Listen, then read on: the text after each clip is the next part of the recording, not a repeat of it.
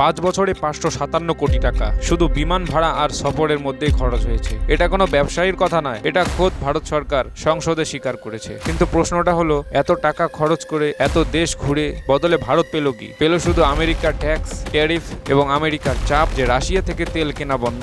আর এই যে দেশ বিদেশে ঘুরে বেড়াচ্ছে এবং তাকে সম্মান করছে বিভিন্ন দেশ শুধু 1-2 দিন আগেই বানানো পুরস্কার দিয়ে। আজকের ভিডিওতে পুরো হিসাবটাই বুঝবো লাইন বাই লাইন, যে কিভাবে ইনি দেশ বিদেশে প্লেনে করে ঘুরে বেড়াচ্ছেন এবং তার খরচ বহন করছেন আপনারা। চলুন শুরু করা যাক। 2021 সালে খরচ হয়েছে প্রায় 36 কোটি টাকা, 2022 সালে প্রায় 55.8 কোটি টাকা, 2023 সালে 93 কোটি টাকা, 2024 সালে 109 কোটি টাকা, 2025 সালে লাফিয়ে প্রায় 180 থেকে 87 কোটি টাকা। ভাবুন তাহলে 23টা দেশে সফর করে। আর 2026 সালে শুধু জুলাই পর্যন্ত খরচ হয়েছে 70.58 কোটি টাকা। সব মিলিয়ে 2021 থেকে 2026 পর্যন্ত অ্যাপ্রক্স 557 কোটি টাকারও বেশি শুধুমাত্র প্রধানমন্ত্রীর বিদেশ সফরের পেছনে খরচ হয়েছে। আর এই টাকা কার? এটা কারো কোনো ব্যক্তিগত টাকা নয়, এটা আমাদের আপনাদের দেওয়া ট্যাক্সের টাকা। এবার আসল প্রশ্ন, এত সফরের বদলে ভারত পেল কি? সবচেয়ে বড় উদাহরণ আমেরিকা। 2025 সালে আমেরিকার প্রেসিডেন্ট ট্রাম্প ভারতে 25% ট্যারিফ লাগিয়ে দিল,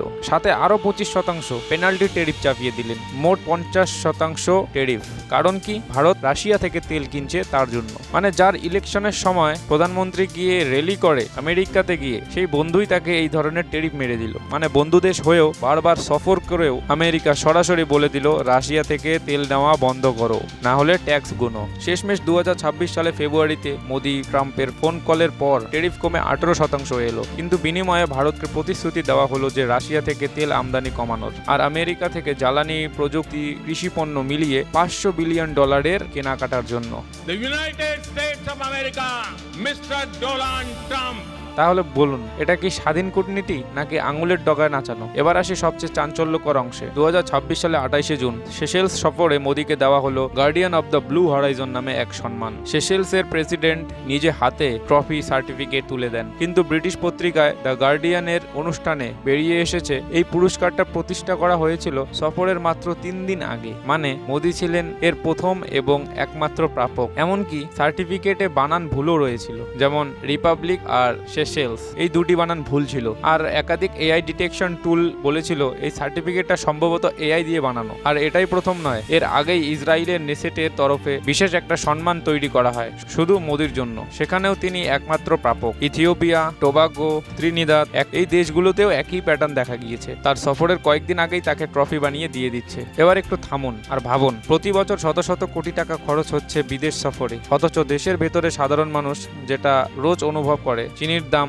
ভোজ্য তেলের দাম এবং পেট্রোল বা ডিজেলের দাম প্রতিনিয়ত বেড়েই চলেছে। এইসব নিয়ন্ত্রণের পিছনে তাদের জোরালো পদক্ষেপ কতটা দেখা গিয়েছে? সরকার অবশ্য বলছে এই সফরগুলো থেকে 316টা চুক্তি সই হয়েছে। আর 2021 থেকে 25-এর মধ্যে $381.8 বিলিয়ন বিদেশি বিনিয়োগ এসেছে ভারতে। এটা সরকারের দাবি, আর এটাও মাথায় রাখা দরকার। কিন্তু প্রশ্ন থেকেই যায়, এই বিনিয়োগ আর চুক্তি সাধারণ মানুষের হেসেল পর্যন্ত পৌঁছাচ্ছে নাকি শুধু ছবি আর পুরস্কারের মধ্যেই সীমাবদ্ধ থাকছে? কূটনীতির দরকার, বিদেশ সফর দরকার, এটা অস্বীকার করার উপায় নেই। কিন্তু প্রশ্ন হলো ভারসাম্যের। আপনার কি মনে হয়? কমেন্টে জানান। আর এই ধরনের ইনফরমেটিভ ভিডিও দেখার জন্য চ্যানেলটি এখনই সাবস্ক্রাইব করুন, কারণ কোনো নিউজ চ্যানেল আপনাকে এই ধরনের তথ্য দেবে না। ধন্যবাদ।